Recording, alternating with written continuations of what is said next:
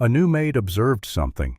Everyone ignored the CEO's autistic daughter until the maid asked her to dance. The Hartley estate rose like a quiet cathedral on the hills of Boston, bathed in the amber glow of late afternoon.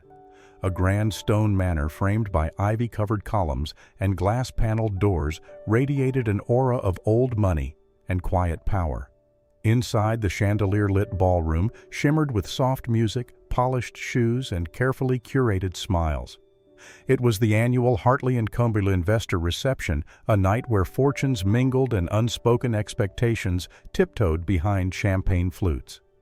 Chloe Sanders adjusted the front of her crisp uniform, tucking a loose strand of blonde hair into the bun neatly secured at her nape. It was her first day on the job.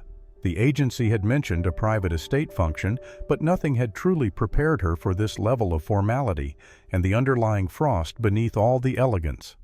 She weaved through the crowd with a tray of hors d'oeuvres, her eyes scanning velvet gowns and cufflinks that sparkled beneath the crystal lights. There was a scent of lavender in the air, but beneath it she sensed something colder, something untouched. Then she saw her. In the far corner of the ballroom, almost swallowed by shadows, a little girl sat cross-legged by a silk-draped window. Her pink dress was rumpled at the hem, and a halo of blonde curls shimmered as she turned a small music ring in her hands again and again. Her eyes never lifted, not to the people, not to the music. No one else seemed to notice her. Chloe's brow furrowed with concern, and she looked around. The servers passed by without pause, and the guests never glanced her way. She leaned toward the woman coordinating the staff, asking, "Excuse me, who's that little girl?" The woman barely turned her head. "Miss Amelia, Mr. Hartley's daughter. She's all by herself." The coordinator added, "She prefers it that way. Just leave her be. She doesn't like people." Chloe said nothing, but the tightness in her chest lingered. She returned to her work, yet her gaze kept drifting to that corner, to the girl, to the profound silence around her. When the ballroom lights dimmed and a string quartet began a graceful waltz, the guests flowed like silk onto the dance floor. Chloe paused at the edge with her tray now empty. Amelia still hadn't moved, still turning that little ring, still untouched. Chloe set the tray down quietly, her heart prompting her forward. With light steps, Chloe crossed the ballroom, her shoes making barely a hush against the polished floor. She crouched beside the girl, careful not to startle her. "Hi," she said gently. "I'm Chloe." There was no response, just the soft click of the spinning ring. Chloe paused, then slowly extended her hand, not to grab, but simply to offer. "Would you like to try dancing with me?" For a long moment, nothing happened. Then the ring stopped turning. Amelia's fingers hovered and then barely reached out. Her small hand rested gently in Chloe's. Chloe stood holding the hand as if it were made of glass, fragile and precious. She led Amelia gently toward the edge of the dance floor, far from the swirling crowd, but just close enough for the music to reach them.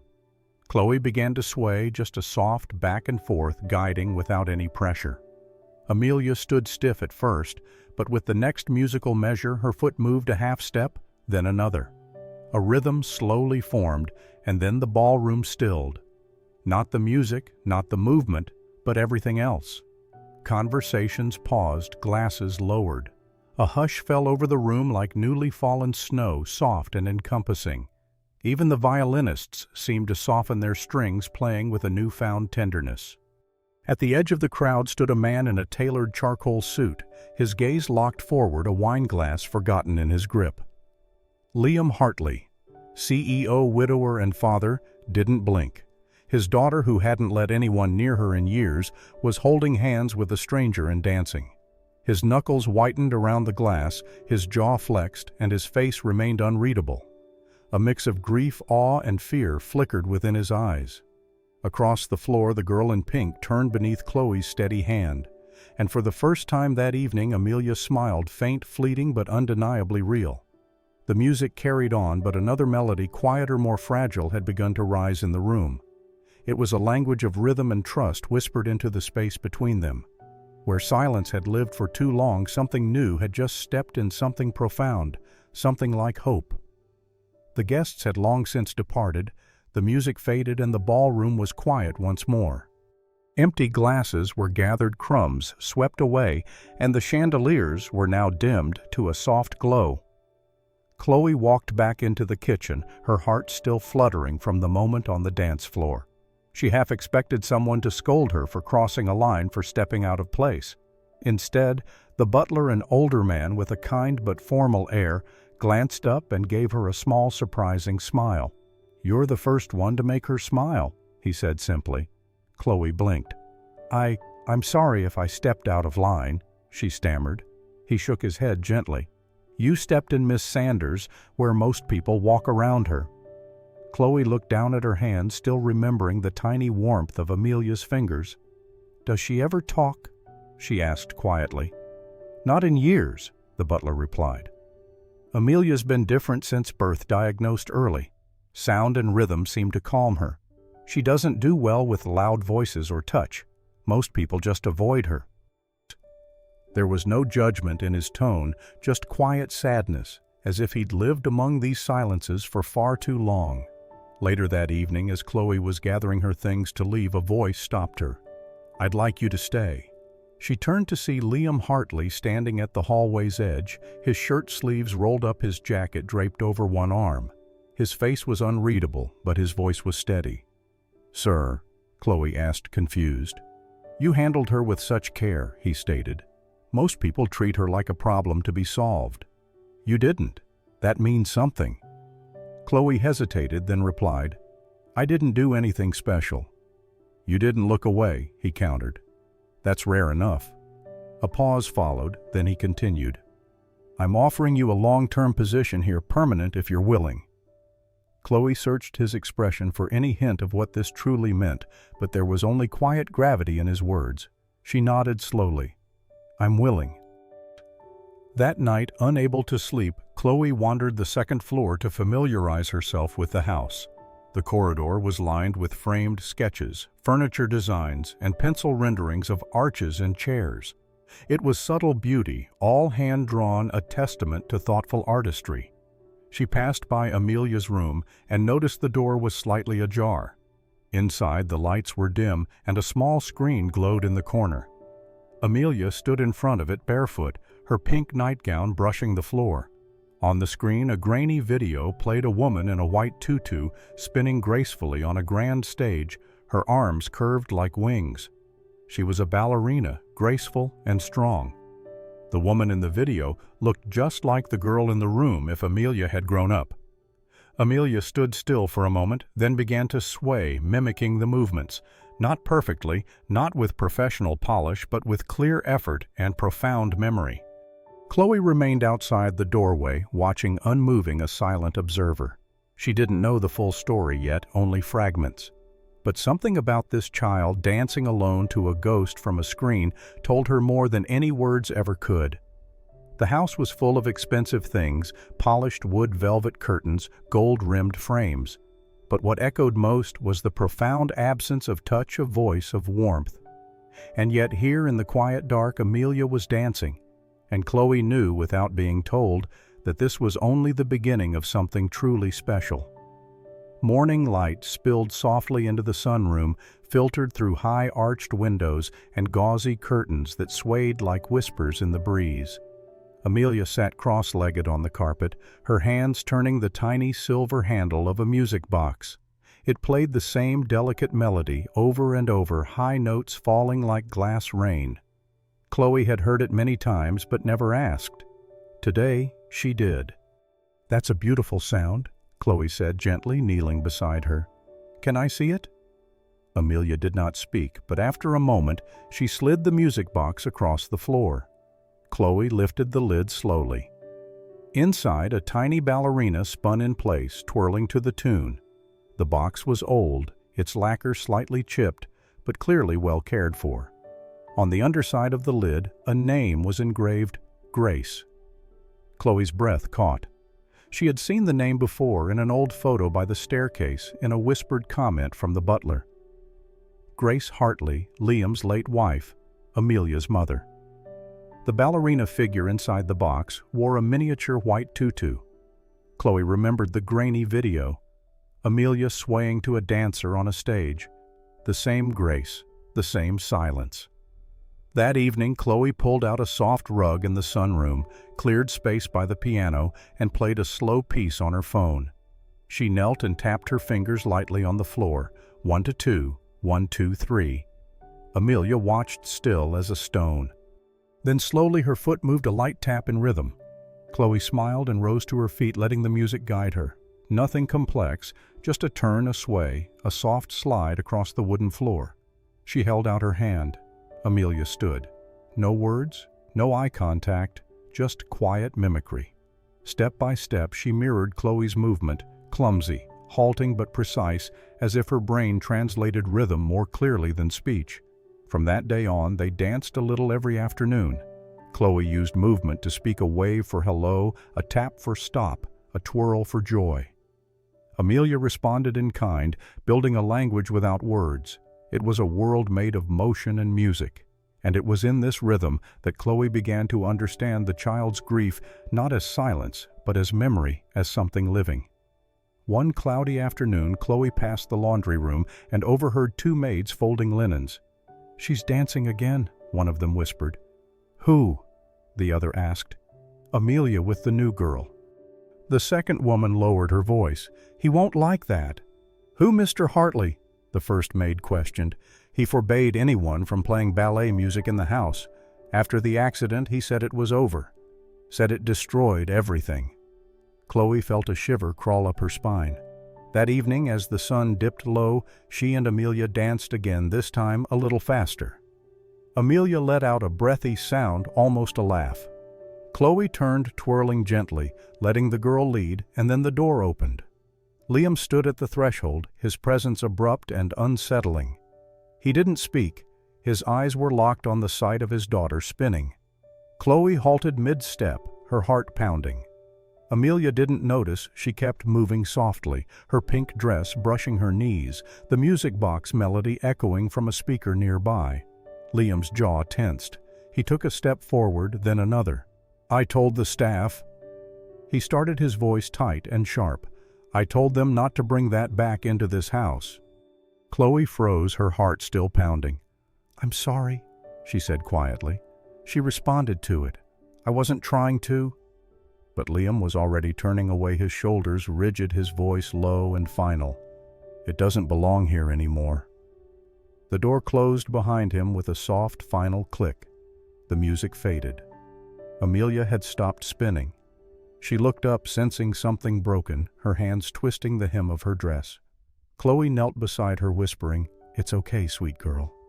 But deep down, she wasn't sure if it really was okay. She had opened a door, one lined with memory, grief, and something Liam Hartley had spent years trying to lock away. And now it was open, the past irrevocably brought to light. The next morning, Chloe rose early, packed her things, and left a note on the kitchen counter. "Thank you for the opportunity. I'm sorry if I crossed a line." She didn't explain further, didn't dare. Her heart was heavy as she slipped out the servants' entrance, passing the garden where Amelia had once spun in circles beneath the falling petals. Chloe paused, wondering if the little girl would notice she was gone, wondering if Liam would even care. By evening, a light rain had settled over the Hartley estate. Thunder murmured faintly in the distance, a low and tired rumble. Chloe's apartment was small but warm, tucked above a flower shop in Beacon Hill. She had just turned off the kettle when a gentle, hesitant knock sounded at her door. She opened it to find Liam Hartley standing there, drenched under his umbrella, holding her crumpled note. "I don't want you to leave," he said simply, his voice low. Chloe stepped aside without a word, letting him enter.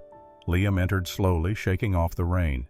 He didn't meet her eyes at first, just stood there, studying the steam rising from the untouched cup of tea on the counter. "I reacted badly," he admitted. "I was surprised, caught off guard." Chloe nodded. "I understand. It wasn't my place." Liam finally looked at her. His expression had shifted, no longer stern but tired, frayed at the edges, a man unraveling slowly. "She looks like her," he said quietly, "when she dances." Chloe didn't speak, waiting. "My wife, Grace, she was light. That's the only way I can describe her." When she danced, it was like the world bent around her like nothing dark could ever touch her. He paused, his gaze distant. That night, her final performance, she brought Amelia backstage. I told her not to said I'd pick her up after, but Grace insisted. She wanted Amelia to see beauty before the world taught her anything else. He swallowed hard. The crash happened on the way home. Grace died on impact. Amelia? His voice cracked with raw emotion. She was in the back seat.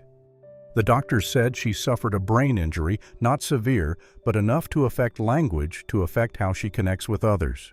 Chloe's eyes filled with tears, but she didn't interrupt. I buried Grace a week later. Liam continued, his voice heavy. And every time I looked at Amelia, all I could see was what I'd lost. Not because of her. God, never because of her, but because I failed. I should have been there. I should have driven. He rubbed his temple, breathing shakily, haunted by the past. After the funeral, I locked Grace's things away. I thought it was better to remove the reminders. No more ballet, no more music boxes, no more spinning. He let out a bitter laugh. But Amelia never stopped. She found her way back to it anyway. I just chose not to see it. Chloe stepped closer, her voice soft with empathy. I don't think Amelia stopped hearing you or feeling you, she said gently. Liam looked at her. His expression pained. She doesn't speak. No, Chloe agreed, but she listens.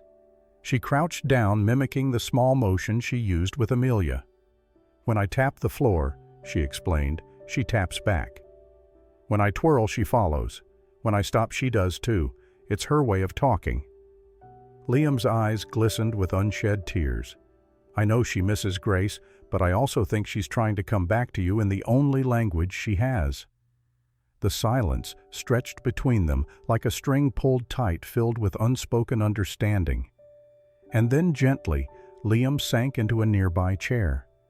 He looked older suddenly, not in years, but in the weight he carried, as if the grief he'd held for so long had finally been given permission to settle. She called me Daddy once. He whispered a faint memory. The day she was born. Just a gurgle, really. But Grace swore she meant it. Chloe smiled sadly. She still does. Rain pattered against the window like a lullaby. Liam leaned back, eyes closed for a moment, absorbing her words. I don't know how to fix this, he confessed. You don't have to, Chloe said gently. You just have to show up. She'll meet you halfway. And for the first time in a long time, Liam nodded.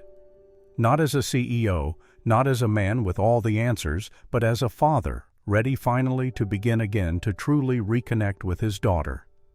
Progress arrived quietly. It did not knock or announce itself with fanfare. It came in the form of a simple shrug. One morning, as Chloe helped Amelia stretch in the sunroom, she asked gently, "Was that fun?" For the first time, Amelia didn't look away or continue spinning her ring.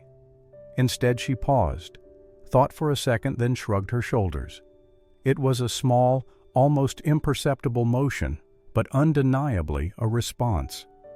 Chloe's breath caught in her throat, a wave of emotion washing over her. From there, the changes came like petals, opening in spring, subtle yet beautiful. Amelia began choosing songs, soft piano pieces, lullabies, even a delicate violin duet she insisted on playing every afternoon. Sometimes she would walk over and tug gently on Chloe's sleeve, her eyes steady but silent. It meant, let's dance. She still didn't speak, still avoided most touches and direct eye contact. But in those quiet rehearsals, she became something else entirely graceful, focused, almost luminous.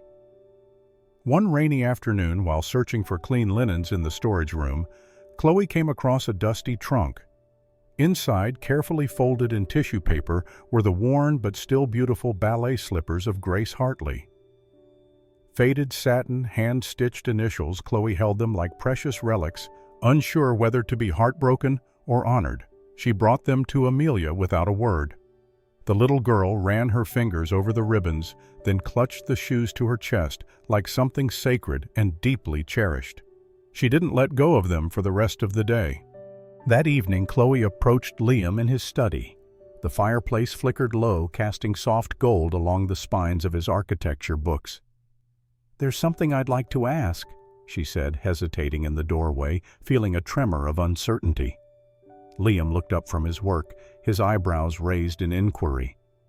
"I'd like to organize a small performance just for her," Chloe added, her voice gaining confidence. "Just a few people. The greenhouse would be perfect. It has spacelight and she feels safe there." Liam didn't answer right away. His fingers tapped lightly against his glass of scotch, a thoughtful gesture. "She's never performed for anyone," he murmured, his voice distant. "Not even me." Chloe nodded. "But she's ready, and I think she wants you to see." There was a long pause, heavy with unspoken emotions. Then Liam nodded once, a decisive movement. "All right." 3 days later, the greenhouse glowed in the late afternoon light. Lanterns hung from the ceiling beams, casting soft halos across the floor, creating an ethereal atmosphere. The garden beyond swayed gently in the breeze, and the air smelled faintly of rosemary and fresh soil, a natural perfume. Only a handful of people were invited: Mrs. Alden, the butler, the gardener, and Liam. Chloe kept the gathering intimate, respectful of Amelia's delicate world. The music started light and familiar, a comforting tune. Chloe stood off to the side, watching, holding her breath in anticipation, her heart pounding with silent hope. Amelia stepped into the center, wearing a simple white dress and her mother's ballet slippers. Her movements were slow at first, deliberate, almost shy. She spun once, her arms lifting in a practiced arc, then paused. Her eyes scanned the small audience, lingering until they landed directly on Liam. He was seated in the back, his hands clasped, his jaw tight with a mixture of apprehension and hope. He had not moved since she entered, but something in his posture subtly shifted as Amelia's gaze met his. Then, without prompting, without a trace of hesitation, Amelia opened her mouth. Her voice was soft but clear, carrying through the hushed space. "Daddy, watch me." The room froze, every breath held. Liam's hand slowly lifted to his mouth, a gesture of profound shock. His eyes brimmed with disbelief, reflecting the magnitude of the moment. Mrs. Alden let out a soft gasp. Even the gardener took off his hat, lowering it to his chest in a gesture of respect. Chloe felt the sting of tears prickling her eyes, overwhelmed by the emotion. Amelia did not wait for the world to catch up. She turned, arms outstretched, and began to move again, more freely now. It was as if speaking had broken something open inside her, releasing a hidden flood of expression. Each step was music, each twirl a story told without words. When the song ended, the silence held heavy with awe and wonder. Then Liam slowly stood, a profound transformation evident in his demeanor. He did not speak. He only walked to the center of the floor and knelt, arms open, in an embrace he had longed for. Amelia hesitated for a single beat, then ran to him, pressing her face into his chest, seeking comfort. He held her tightly, as if he'd just found something precious, lost long ago, finally returned. From the edge of the greenhouse, Chloe watched, tears now streaming freely. The first drop had fallen, she thought, and it would not be the last. This was only the beginning of their new journey together. The day after the greenhouse performance, the air in the Hartley household felt profoundly different, warmer, lighter, as if some unseen curtain had finally lifted. Liam hadn't spoken much that evening, but when he carried Amelia inside, he held her close with a quiet tenderness that said more than words could express. From that moment, he began to appear more often, not just in the periphery, but directly beside them. He stood at the doorway during Amelia's morning stretches, watching silently as Chloe helped her balance. Some days he even joined in, clumsy at first, uncertain where to place his hands or how to move, but Amelia didn't mind. She would reach out, guide him, and even giggle once when he tripped on his own foot. One afternoon he brought an old record player down from the attic. "She used to dance to this," he murmured, setting it up in the sunroom. The soft crackle of vinyl filled the space, and Chloe watched as Liam sat cross-legged on the floor beside his daughter, letting the music settle into his very bones.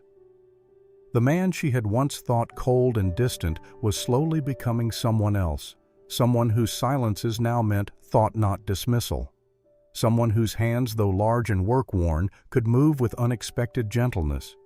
And Chloe, despite herself, began to see him not just as a father healing, but as a man learning how to live again. One late afternoon, rain tapped gently against the windows. Chloe had just gathered her things, coat in hand, ready to head home. She turned the corner into the hallway and stopped short. Liam was standing there holding a record sleeve in one hand, his other tucked nervously into his pocket. He looked up, startled by her presence. "You leaving?"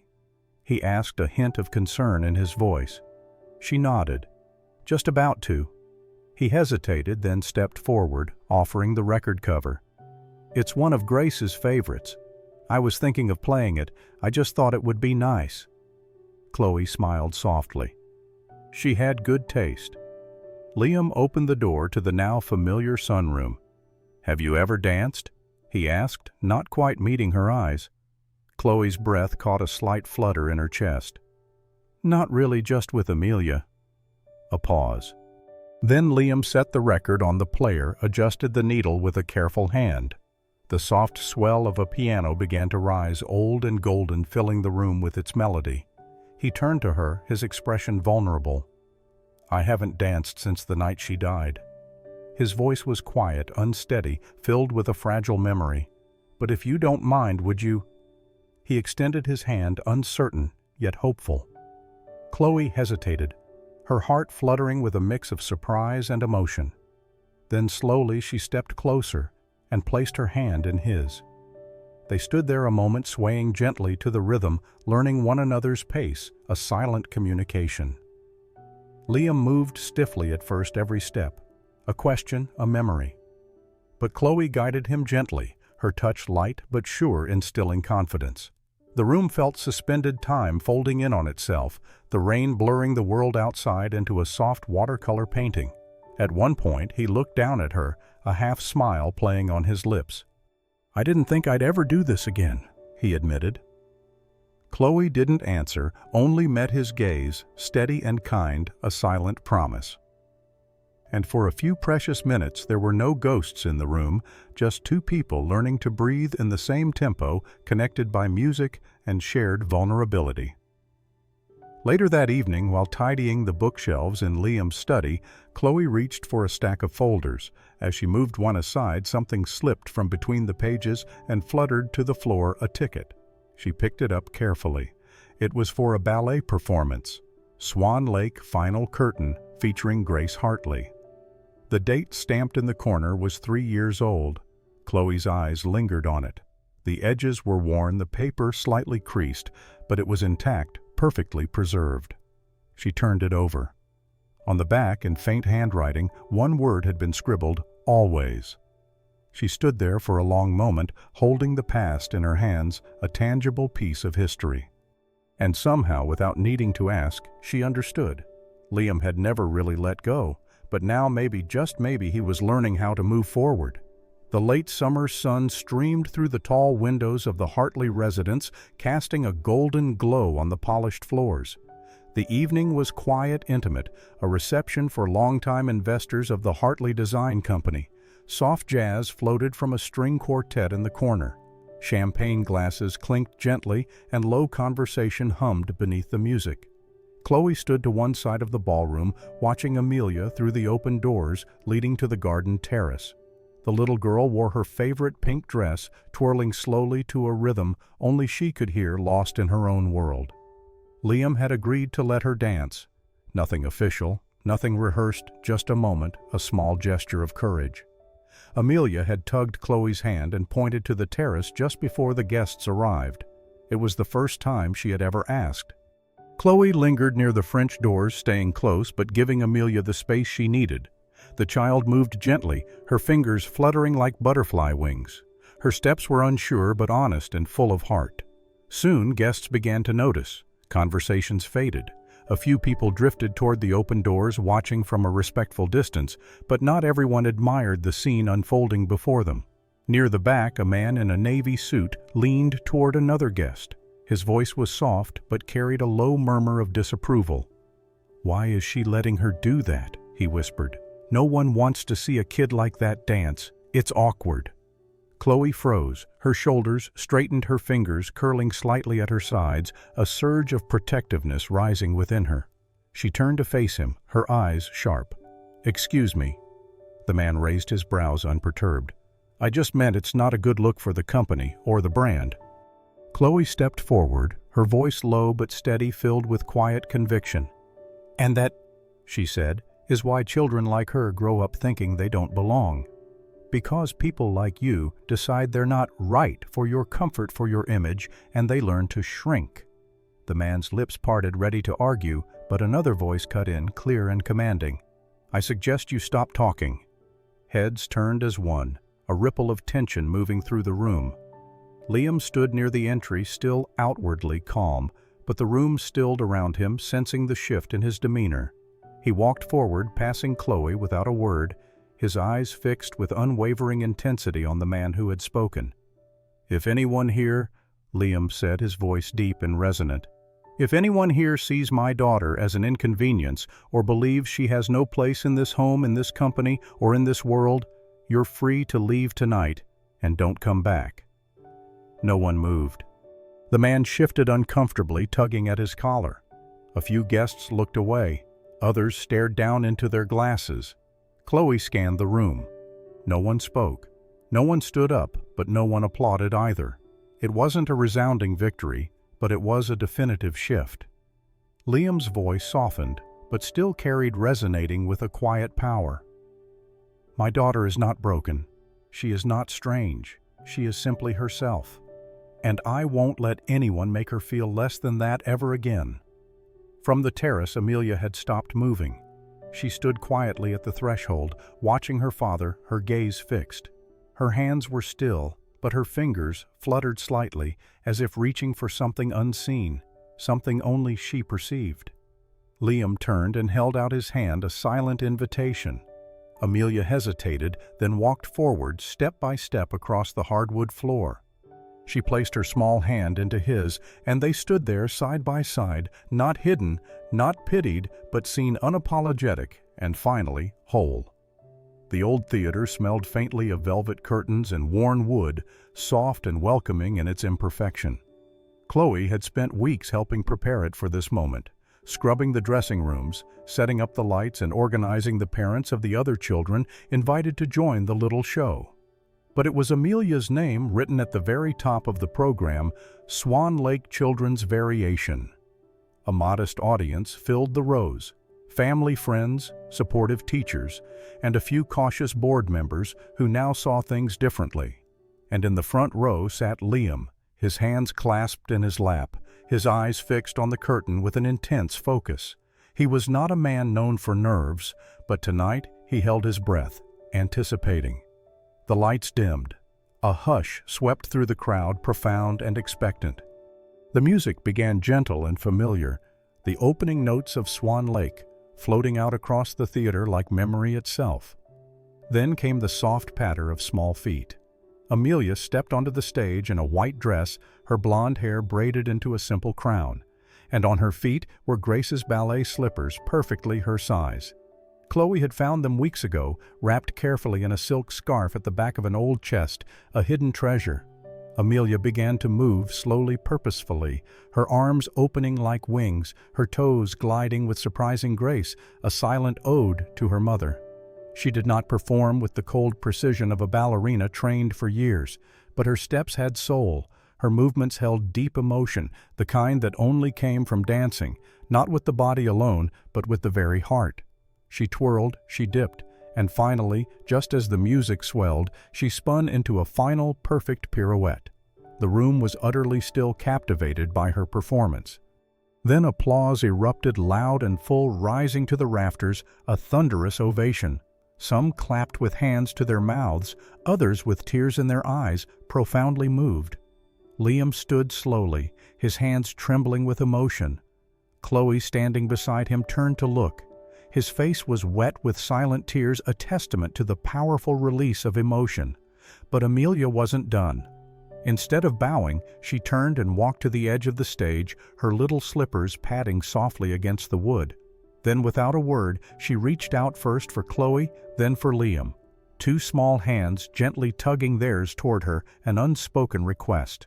They hesitated, stunned and overwhelmed, then stepped onto the stage, unsure what came next, but compelled to follow her lead. Amelia didn't speak. She simply placed their hands together, uniting them. Liam looked at Chloe, startled, then a soft, raw smile broke through in his eyes, radiating an unspoken understanding. He leaned slightly closer, his voice low enough that only she could hear. "Grace always believed someone would come," he whispered. "Someone who wouldn't look away, someone who'd help me see her again. You were that someone, Chloe."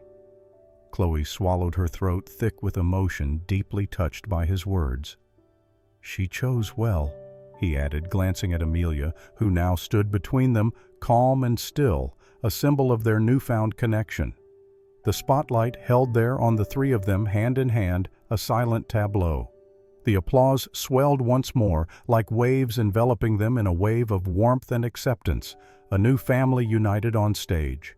A few weeks later, Chloe accepted Liam's offer to become Amelia's full-time tutor and companion, not just a job, but a profound and lasting bond.